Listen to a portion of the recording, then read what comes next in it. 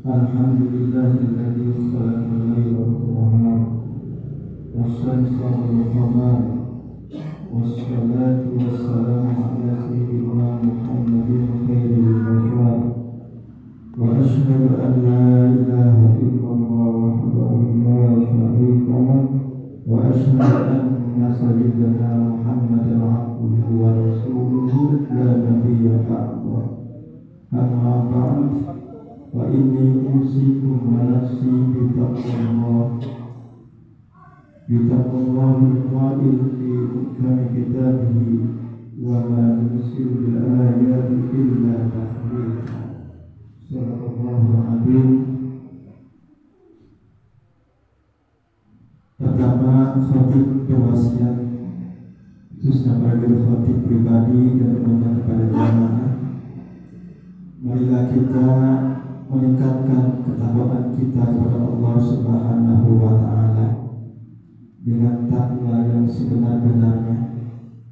Kita terus berusaha untuk meningkatkan ibadah kita baik dari segi kualitas maupun kuantitas, dan kita juga senantiasa untuk mencegah dari perbuatan jelek, perbuatan mungkar. Bapak Ibu jamaah salat kusuk rahimakumullah, ada 3 yang mungkin khatib sampaikan terkait dengan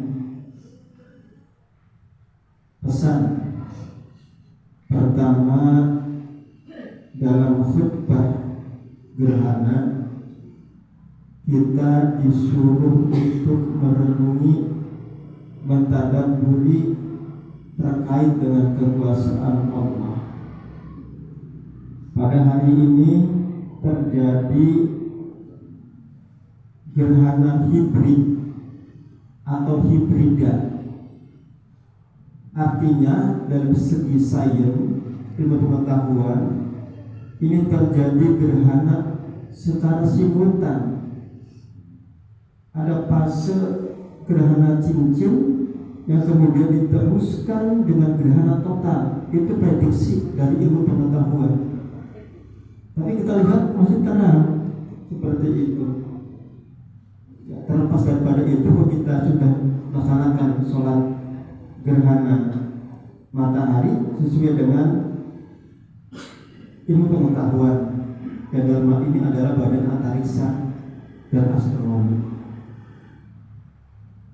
Ini adalah tanda-tanda kekuasaan Allah. Sama seperti ketika Nabi Ibrahim dibakar dengan api oleh Raja Namrus, tapi kemudian tidak merasakan panasnya api. Api yang membuat Allah, kemudian yang memberikan zat panas kepada api adalah Allah. Ketika kemudian api diambil zat panasnya oleh Allah, sangat bisa. Itu yang dalam teori filsafat namanya logis, bukan rasional. Beda antara rasional dan logis.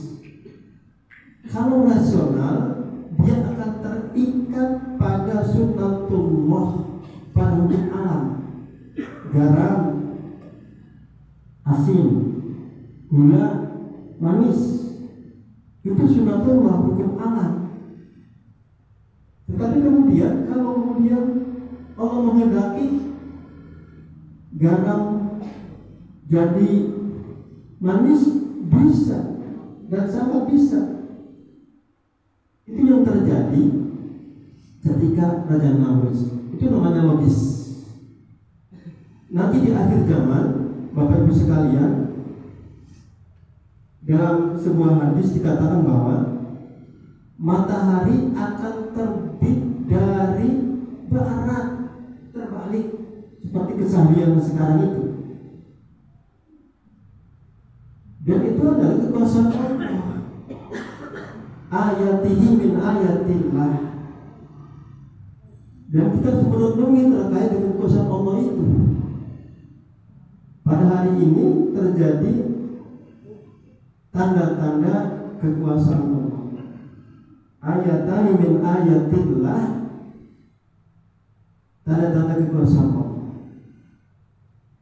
Yang kedua, Bapak Ibu sekalian, pesan dari khatib adalah kita disuruh untuk bertakwa dan bertaubat. Tubu ilallahi taubatan nasuha. Kembalilah kamu sekalian, bertobatlah kamu sekalian dengan taubat yang sebenar-benarnya. Minimal ada 3 syarat taubat itu. Pertama, menyesal atas perbuatan maksiat yang telah kita lakukan. Kedua, la i'adah, tidak mengulangi perbuatan itu.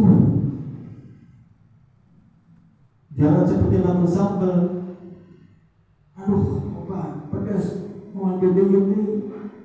Tapi ketika ada bakso dimakan lagi, sama seperti itu. Itu namanya tobat sama. Jadi tobat, syarat tobat pertama yang kedua adalah yang ada, tidak mengulangi. Dan yang ketiga, kita beristighfar kepada Allah Subhanahu wa taala atas perbuatan dosa itu.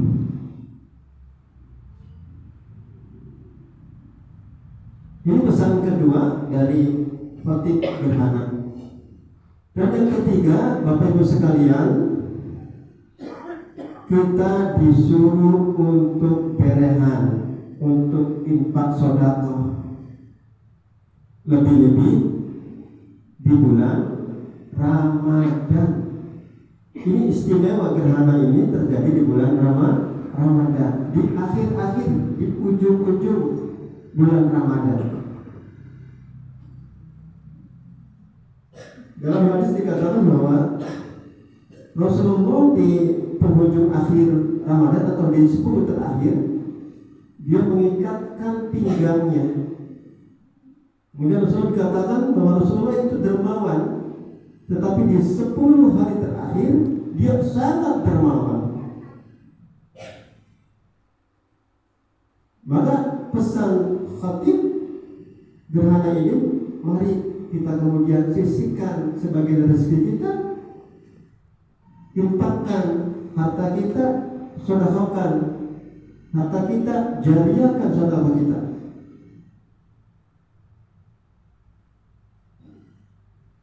Itu yang mungkin Bapak Ibu sekalian terkait dengan pesan khatib. Mudah-mudahan kita senantiasa diberikan kesehatan oleh Allah Subhanahu wa taala, dan kita insya Allah akan sampai pada Idul Fitri, kembali kepada kefitrahan. Idul Fitri itu apa? Seperti bayi yang baru terlahir, kita menjadi bersih. Itu secara hakulullah. Tetapi secara hakul adami, Bapak Ibu sekalian, kita harus kemudian meminta maaf kepada sesama terkait dengan aktivitas kita yang mungkin kadang-kala kita tidak merasa berdosa, bersalah kepada orang lain. Itu kemudian kita harus juga bisa meleburkan kesalahan kita kepada orang lain. Itu bedanya kita berdosa kepada Allah dengan berdosa kepada sesama. Kalau kepada Allah selesai kita meminta ampun kepada Allah, tapi kemudian ketika terkait dengan sesama, kita tidak bisa begitu saja hilang, kecuali harus meminta ridho kepada orang yang bersangkutan. Barakallahu li wa lakum.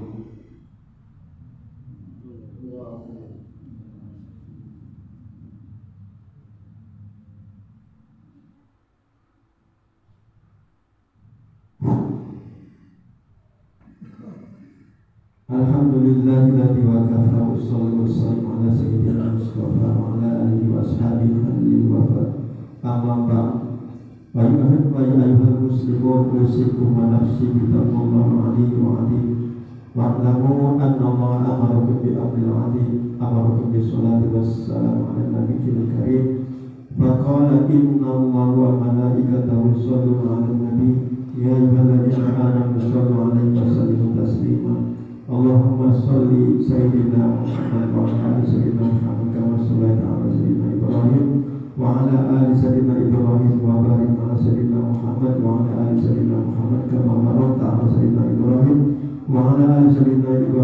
fil alamin innaka Hamidum Majid.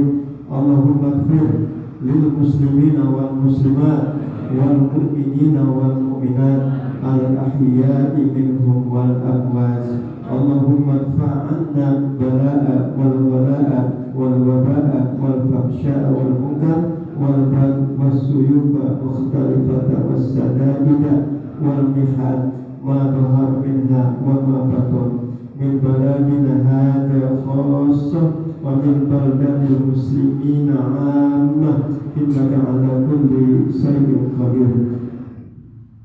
Rabbana atina fid dunya hasanah wa fil akhirati hasanatan wa qina 'adzabannar. Ibadallah, inna Allah ya'murukum bil 'adli wal ihsan wa ita'i dzil qurba wa yanha 'anil fahsya'i wal munkar wal baghi ya'idukum la'allakum tadhakkarun. Fadhkurullaha al-'azim yadhkurkum wa la dzikrullahi akbar. Assalamualaikum warahmatullahi wabarakatuh.